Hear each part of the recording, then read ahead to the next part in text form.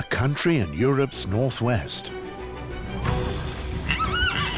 Unexpectedly diverse and always full of surprises.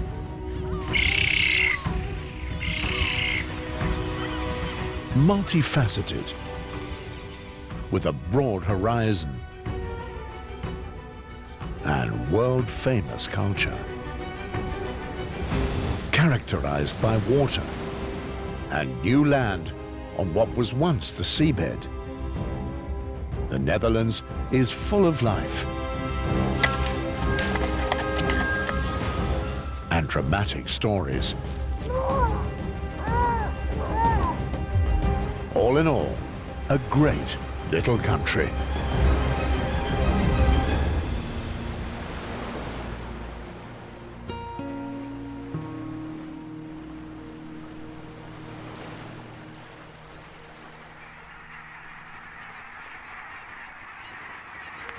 Neither water nor land.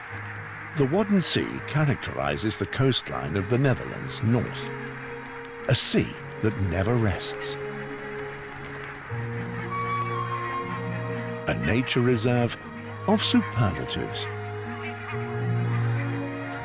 A resting place for millions of birds, and since 2009, UNESCO World Heritage Site. It's the enormous abundance of food that attracts so much life. The Wadden Sea is one of the world's most fertile natural landscapes.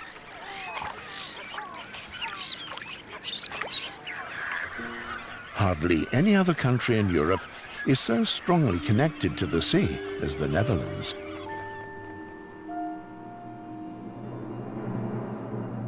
Almost half of the country lies below sea level. Without protection, it would be completely flooded by the North Sea. Let's take the province of Flevoland, with its 2,500 square kilometers. Up until the middle of the 20th century, it was no more than a seabed covered in water. Here, the Dutch created the world's largest artificial landmass. The New Land National Park covers around 12% of the man-made region. It has its core in the Oostvaardersplassen Nature Reserve.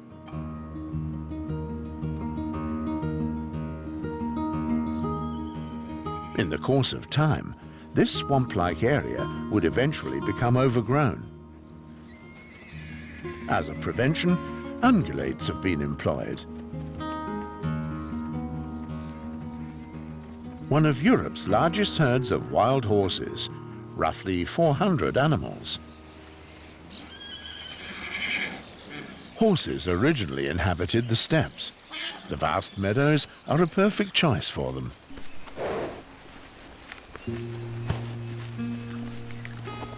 They are Konicks, a breed similar to the extinct ancient European horses known as tarpans. After a roughly 11-month gestation, the foals are born between March and April. They rapidly integrate into the herd.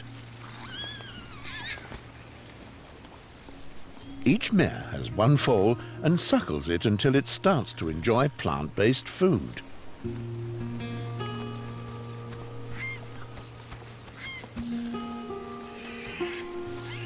The horses have been helping to keep the landscape of Oostvaardersplassen free of reeds, bushes and trees since the early 1990s. They've never seen a stable.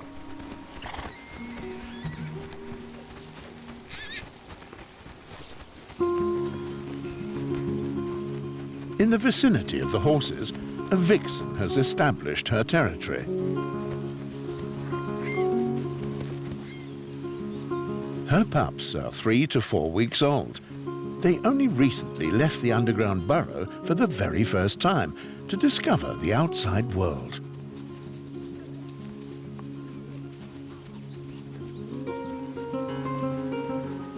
They are so tiny, each of them fits easily into the palm of a hand. It will take a few more weeks until the brown baby fur is replaced by the typical red fox colour scheme of their mother. A vixen gives birth to between 3 and 7 pups. They are still totally dependent on their mother and would have no chance of survival should something happen to her. But the experienced female has chosen her den very carefully, far away from the wild horses.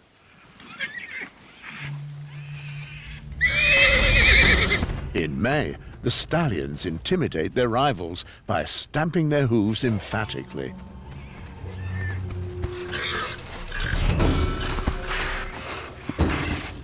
Shortly after the foals are born, the mares are already in heat and ready to mate. Short fights decide the dominance within the herd.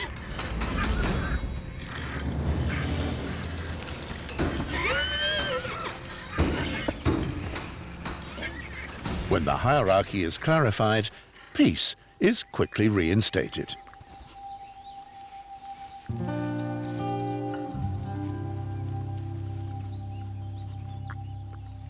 Once part of the seabed, Oostvaardersplassen Plassen vividly illustrates just how Mother Nature can also benefit from land reclamation,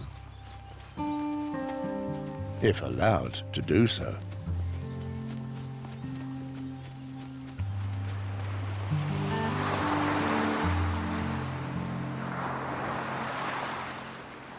Sunrise over the West Frisian Islands, the most westerly of all North Sea islands.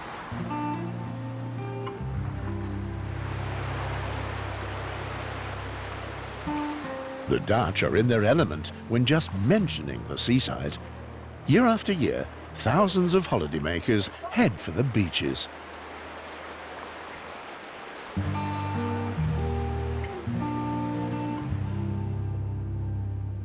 Between the Wadden Sea and the North Sea, 5 main islands are connected like a string of pearls.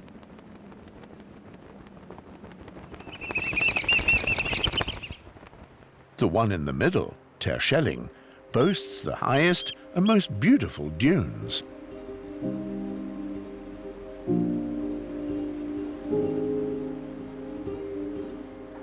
As well as 30 kilometers of sandy beach. The island is only sparsely populated with enough space for animals. An oyster catcher observes his surroundings carefully. After all, he has something very precious to protect. The distinctive birds are typical of the North Sea coast.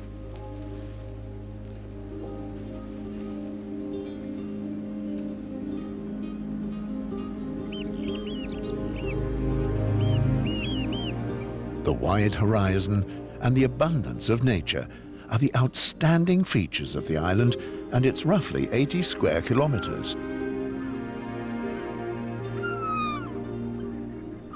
Terschelling provides around 60 bird species with perfect breeding grounds.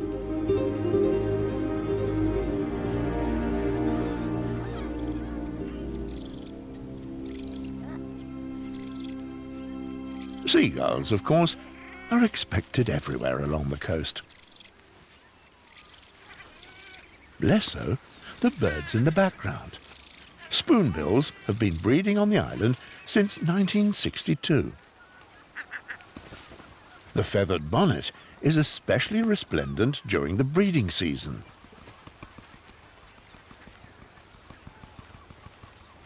It's fairly obvious why spoonbills are called spoonbills. The conspicuously coloured throat pouch is also typical of the season.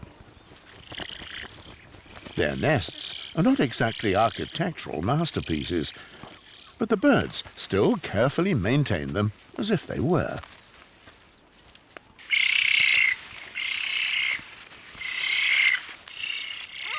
Spoonbills tend to breed in the immediate vicinity of seagulls, as they are known to be the perfect alarm system.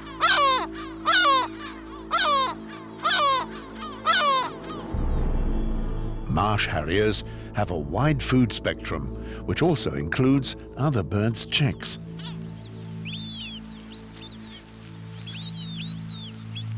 But not today. While seagulls are fledged after approximately 6 weeks, spoonbills require around 9.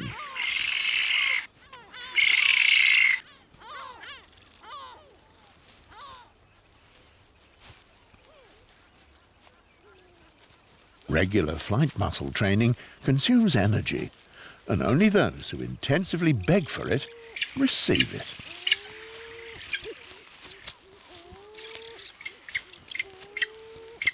There are about 150 breeding couples on Terschelling, and all of them are in stress. The parents feed their young with a regurgitated, nutritious gruel. The vehemence of the young birds is torturous. So, a little rest is very much deserved. But it can't be helped.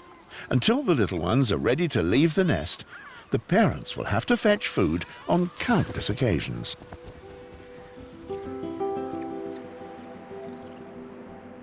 The dunes are the island's natural protection, held together by the roots of the marram grasses. But at times, when storms persevere, this protective wall is destroyed by the combined forces of wind and water.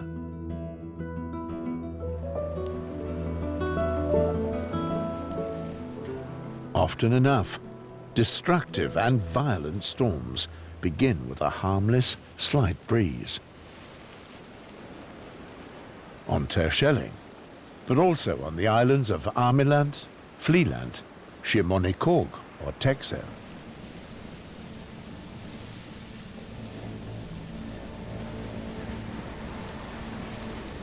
A stiff breeze is accepted as an everyday occurrence by the Dutch.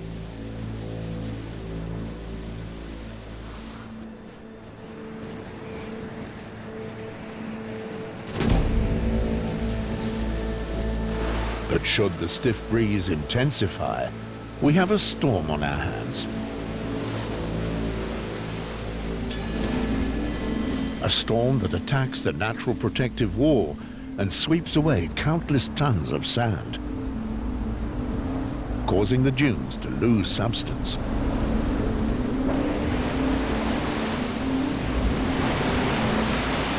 The worst-case scenario is when the final climax follows, a hurricane. Driven by winds of up to 130 kilometers per hour and an enormously destructive power.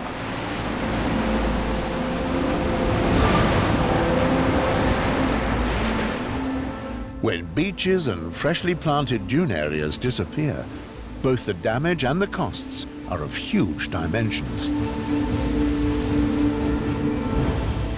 But all of this is nothing when compared to the flood disaster of 1953, the worst North Sea storm surge of the 20th century.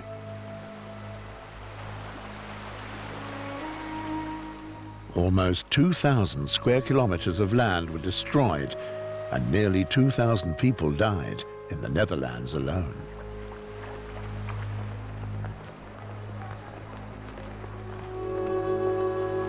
More than 70,000 lost their livelihoods, had to be relocated and evacuated.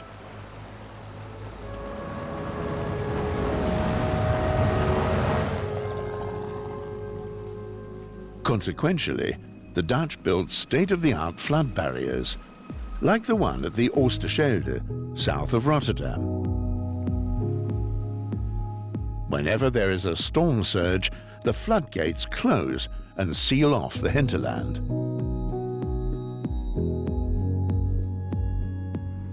In the north, the final dike, 32 kilometers in length, separates the North Sea from the IJsselmeer and shields the province of Flevoland from storm flooding.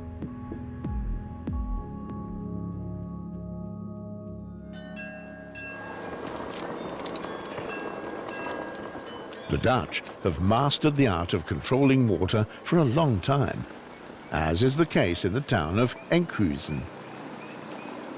Here, people like to cross the city by boat or by simply swimming.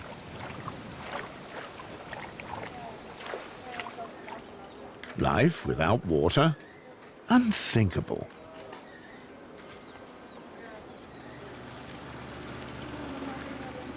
Not only the canals, but also the more than 1,000 windmills are typical of the Netherlands. Up until 100 years ago, they used to pump the water from the lowlands back to the rivers behind the dikes. The wind then played a hand in keeping the land dry. Today, the fertile soils are areas of cultivation for the national flower, the tulip. As is also the case in Flevoland province. It has less to do with the flower blooms, rather with the bulbs that are exported all over the world, some 4,000 different varieties.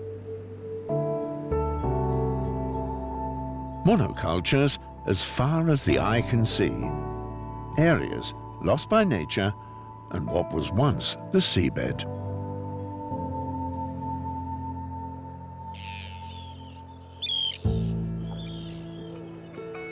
Where the North Sea still finds its own way, seals gather in face of the rising tide.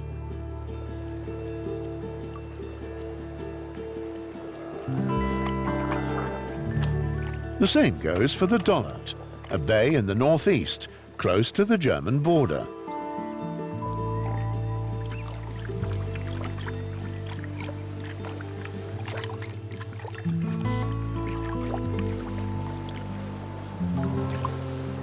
For their day out on land, they only use this particular section, on the Dutch side. After carrying for 11 months, the females give birth in July. Mother and child recognize one another by their individual scent. This is important for life among seals. Distemper ravaged the North Sea coast in the late 1980s. 3,000 seals survived in the Netherlands, and the population has been recovering ever since.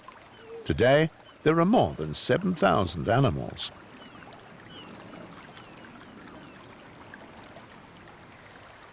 The howlers are between several days and 2 weeks old. Seal milk contains 45% fat. On a diet of concentrated feed, the little ones gain roughly 300 grams per day. 5 weeks and they are weaned. All this with modern windmills as a backdrop.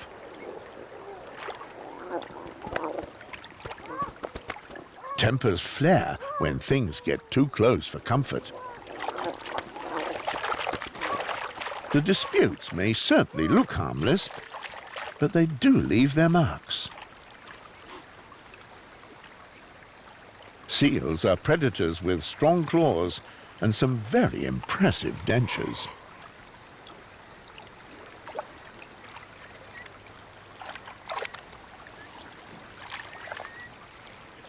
At ebb tide, the animals retreat back into the water.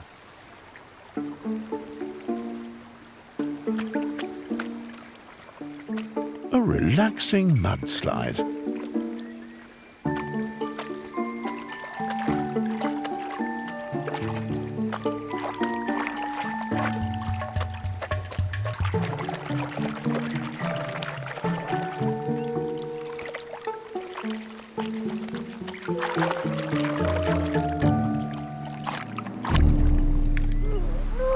But the Wadden Sea has its downsides and can quickly become a fatal trap.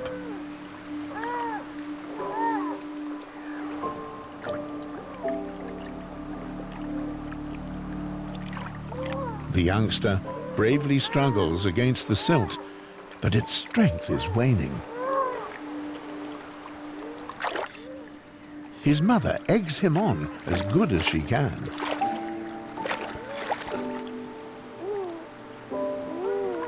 The poor animal is stuck in a dangerous situation.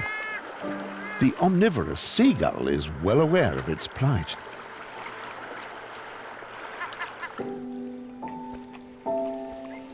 But then, it defies fate. And this time, it's a happy end in the Wadden Sea.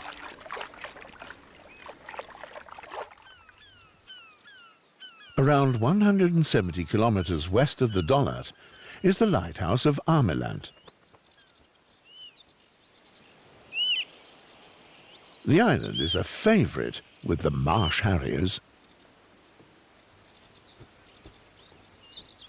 Regularly, they go searching for food, not for themselves, but for them. The largest chick is 10 days old, and the youngest just 5. Over 30 pairs are breeding on Ameland. Disputes regarding food are the norm. The number of harriers nesting on the 60 square kilometre island has been stable for many years, an indication that the animals are on the right path.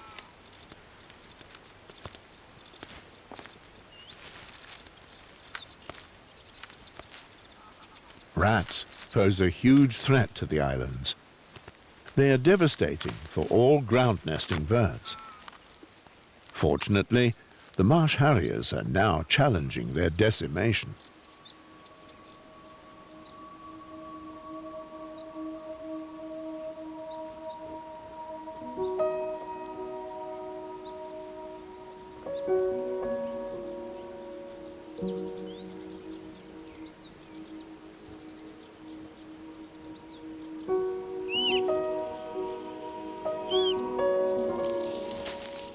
Several times a day, the harriers carry food to the nest, followed by a furious fight between the unequally sized chicks.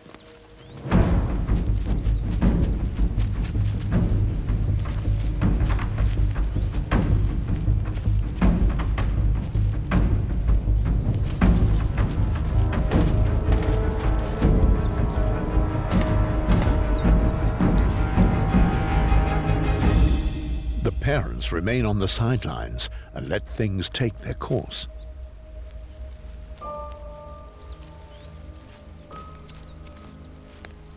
Competition between the siblings is always fierce, and it's always over just one thing: food. It's doubtful whether the younger one will survive.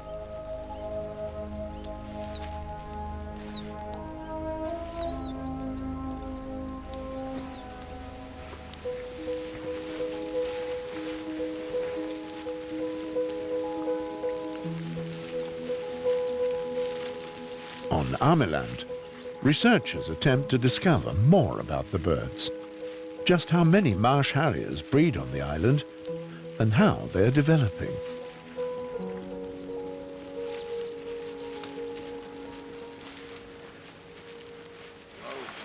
Every year, Johan Kroll and his assistant head for the harriers' breeding grounds. Once there, they count the chicks, attach rings to them, and accumulate a wide variety of data. Ja, rustig. Dat is echt een goede felle kerel. With more than 30 years of experience in dealing with marsh harriers, the chicks couldn't be in better hands than Johan's.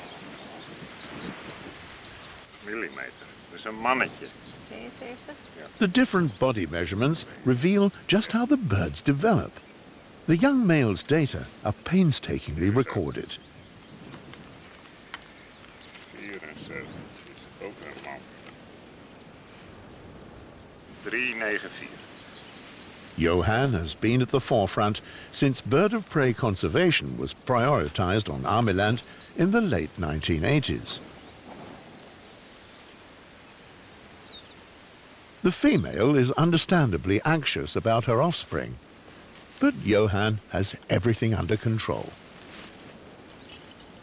Gewicht.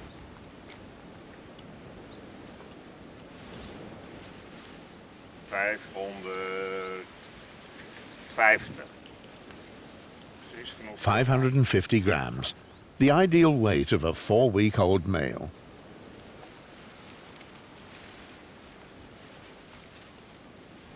Uh, 240. The primary feathers are 240 millimeters long. Nou, weer een mooie kikkerdief. The marsh harriers on Ameland are developing wonderfully.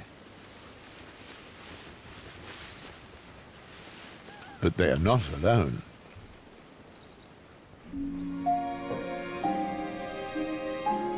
In Oostvaardersplassen, another bird of prey has also recovered significantly.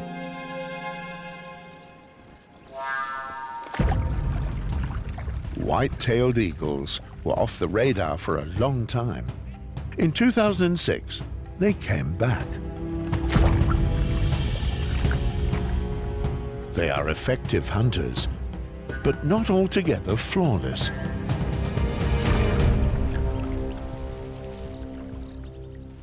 The red foxes benefit from this.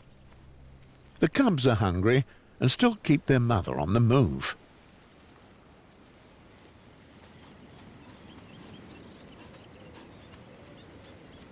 On one of her forays, she came across an unusual treat. A big, fat carp.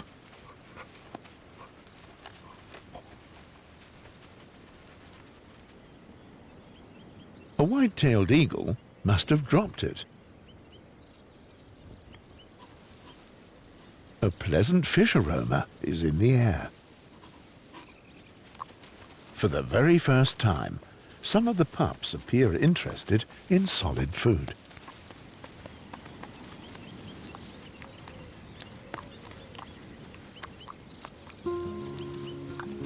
But mother's milk is still the best, according to the little ones.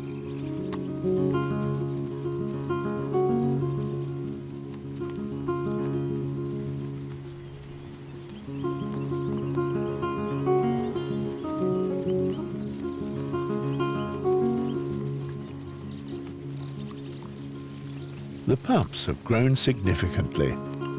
The mother now only nurses them in a standing position. Patiently, she endures the goings-on beneath her stomach, 4 to 5 times a day.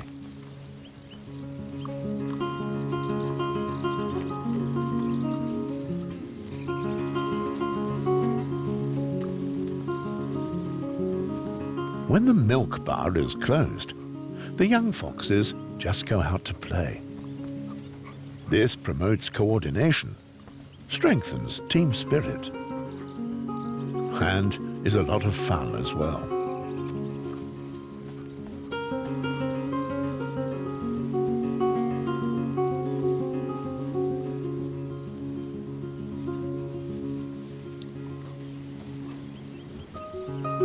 Just another 6 weeks, and the pups will no longer require their mother's care.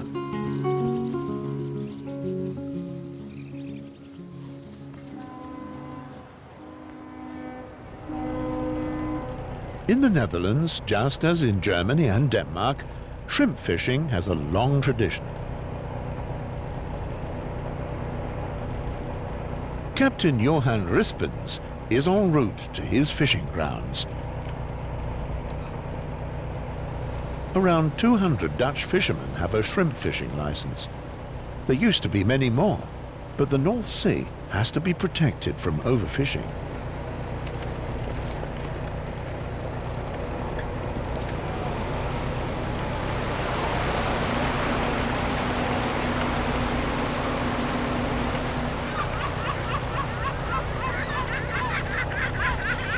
Shrimp cutters are regularly followed by whole flocks of birds. The sediment churned up by the nets brings food to the surface, a veritable feast for the seagulls.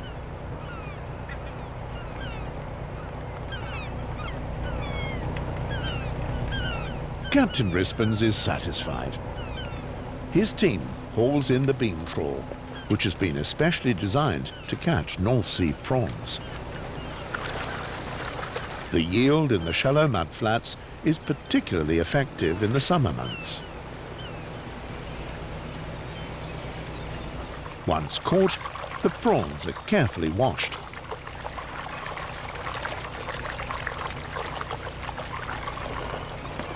Modern sorting machinery separates the crustaceans from the bycatch.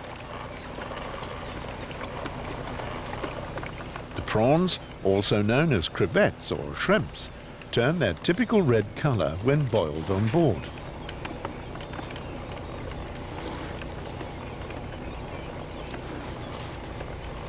Prawn fishermen are not destined to become wealthy, as catch volumes are negligible.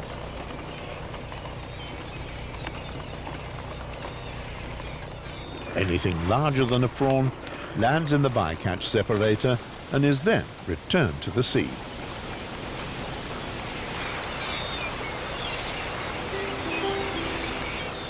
Where the seagulls eagerly take up position.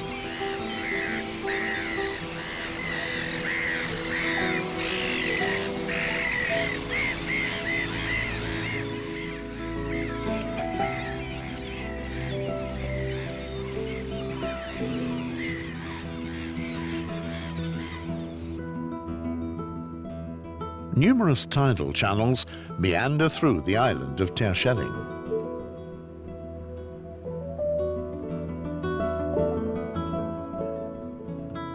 This is the habitat of a special species of bird, the pied avocet.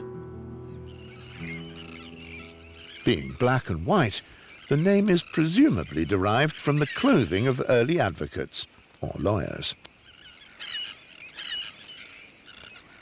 The avocet's breeding places can be found on the banks of the tidal channels.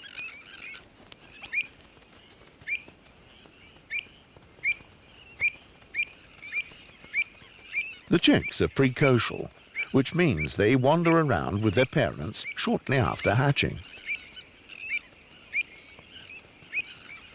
Avocets only stay a short few months on the Dutch coast and spend the cold season in Africa.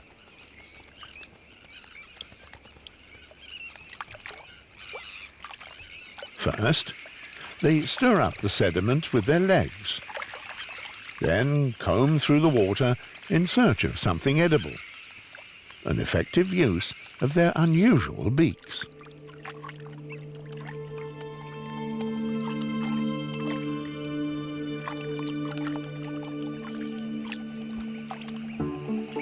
It doesn't look quite as elegant when the chicks try to follow suit.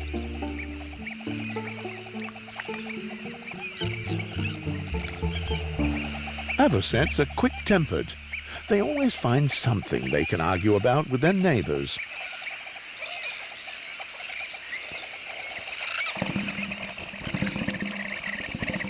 They breed in colonies. Yet sometimes they can't get along with one another. But they can't be without one another either. 3 months later, and they'll be on their way to Africa again.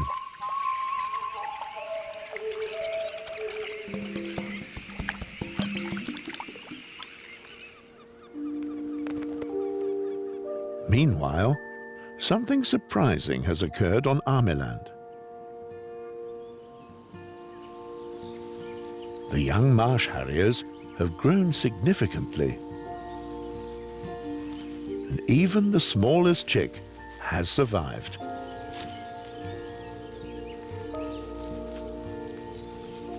It energetically shields its food from the other siblings. The worrying condition it was in just 3 weeks ago now seems to be a thing of the past. To gain the respect of its siblings, the young marsh harrier really had to fight hard. Without food, it would not be here today.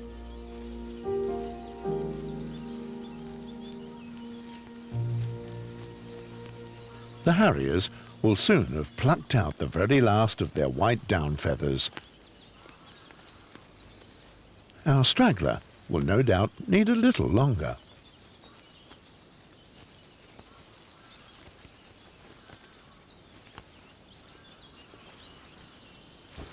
Slowly but surely, the birds begin to resemble their parents.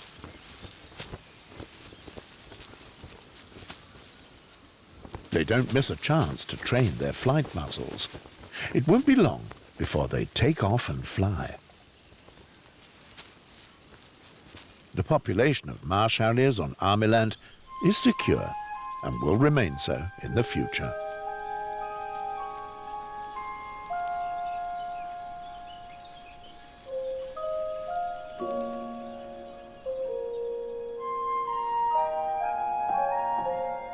The sun rises over the eastern mainland, some 100 kilometers from the coast.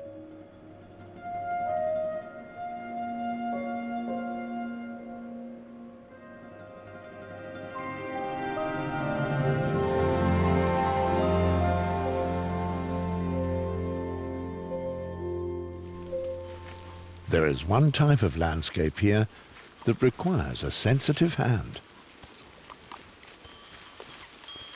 The soil is sandier in the eastern Netherlands and contains less nutrients than the coastal regions do, providing ideal conditions for heath growth. Around 40 large heathlands are protected by the government.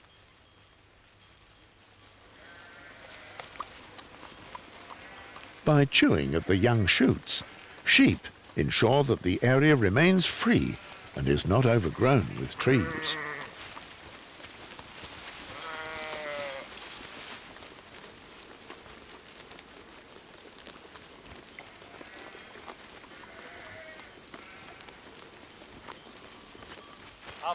Arjen Dahlhuizen has his sheep where he can see them, and his dogs under control.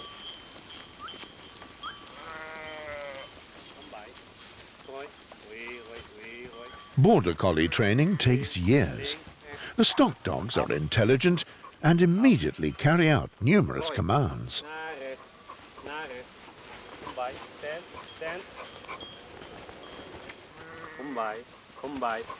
You could say a dream team.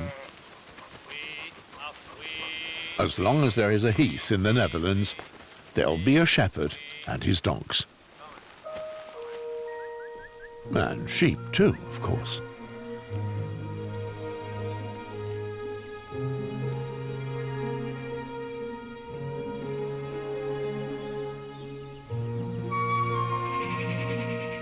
With more than a massive 1,000 square kilometers, the Veluwe, the largest forest area of the Netherlands, also extends into the east.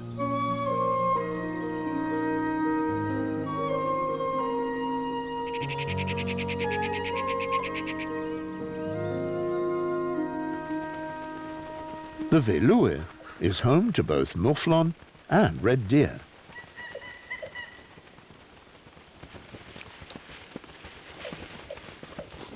In the past few years, the area has had to come to terms with little rainfall and large periods of drought, causing the plants to become parched.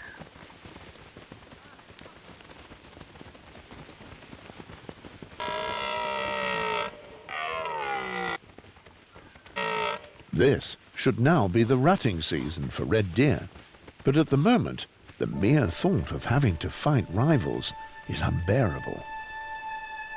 It's far too hot. What could be more refreshing than a puddle? With their massive bodies, male red deer are especially susceptible to overheating. Waving his antlers is the only thing he can do at the moment.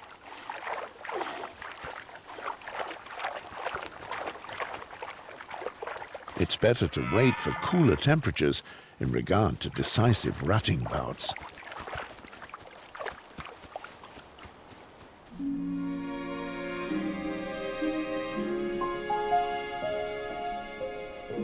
Along the coast, the hot spells are less extreme.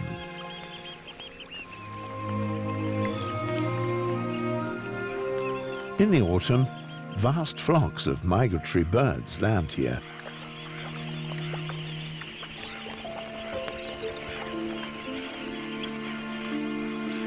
They have returned from their breeding grounds in the Arctic. Many of them have flown for several thousand kilometers. If it were not for the productive Wadden Sea, they would starve to death.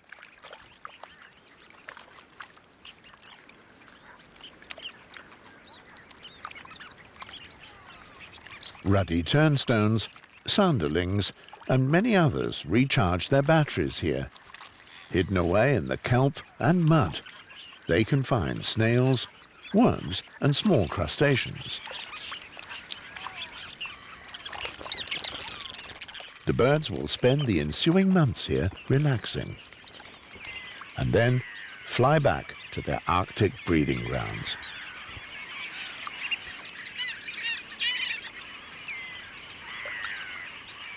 Oyster catchers spend their entire lives on the Wadden Sea coast.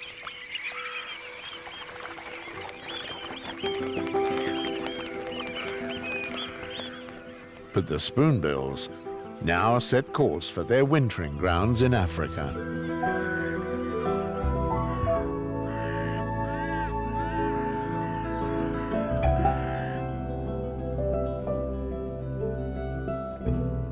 Late autumn in the forest.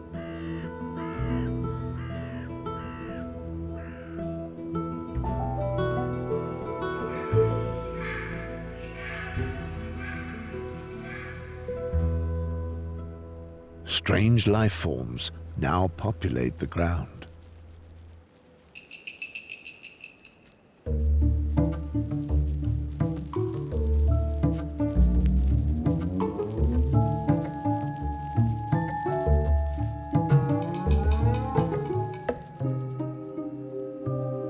While snails and mushrooms appear dressed to kill, others flaunt their skills to the hilt.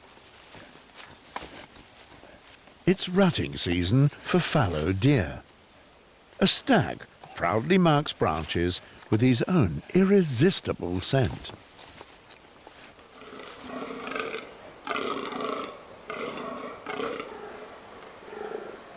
Almost all stags like to loudly announce their supposed superiority. It's little more than showing off, making sure that both the competition and the ladies see them. But the latter are impervious to the macho behavior of the males.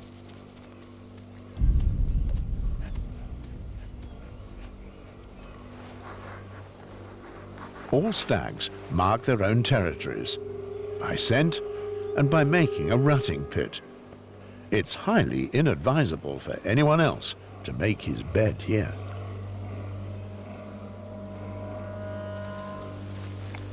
Tension rises.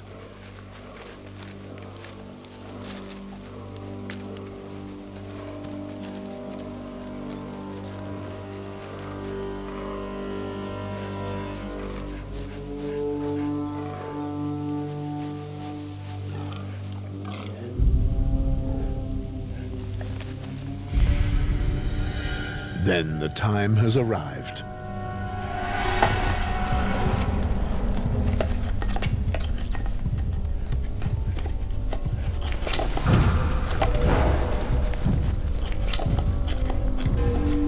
With their average fighting weight of 80 kilograms, the animals develop enormous strength.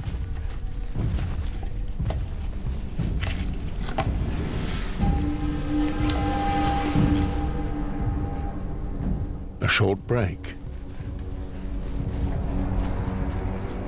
But these two are not the sole adversaries in the forest.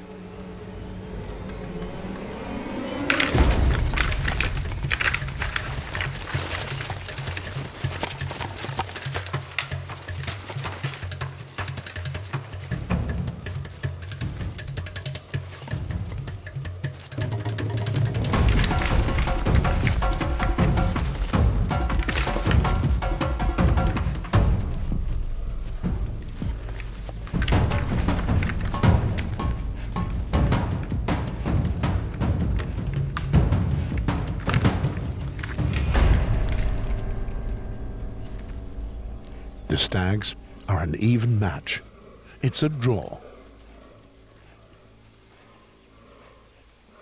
For now, at least.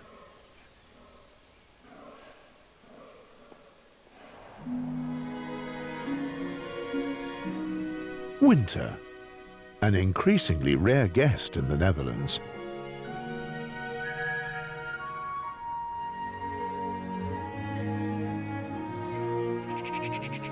Iced-over waters have become a seldom occurrence. Temperatures now are mostly far too mild. Yet this fellow is perfectly equipped for sub-zero temperatures. The otter. He's warmly encased in a dense fur made up of some 70,000 hairs per square centimetre.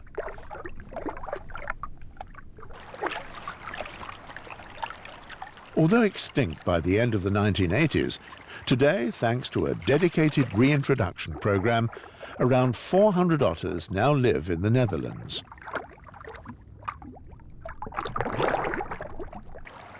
In the comparatively small country, people have recognized just how important the preservation and restoration of natural habitats are. This includes the floodplains. They can store large amounts of water, thereby protecting the land from a devastating deluge.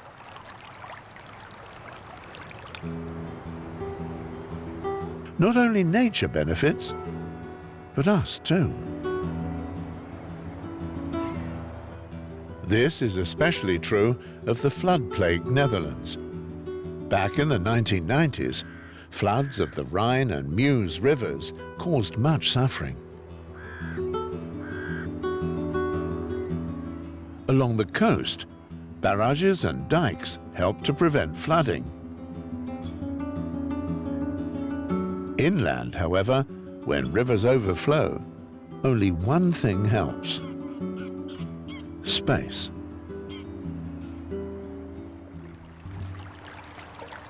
An area that also benefits the beaver.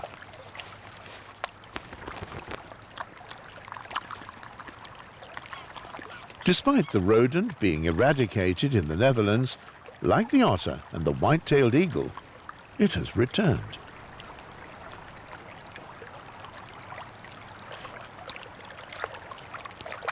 In the meantime, around 600 beavers populate the country. Excellent prospects for Europe's largest rodent.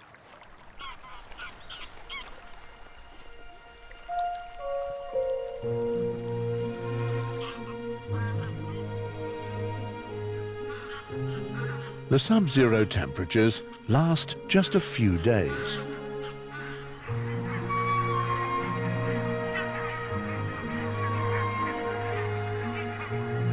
With over 500 inhabitants per square kilometre, the Netherlands' population density is more than double that of neighbouring Germany, and one of the highest in Europe. Yet still the Dutch have managed to successfully share space with nature.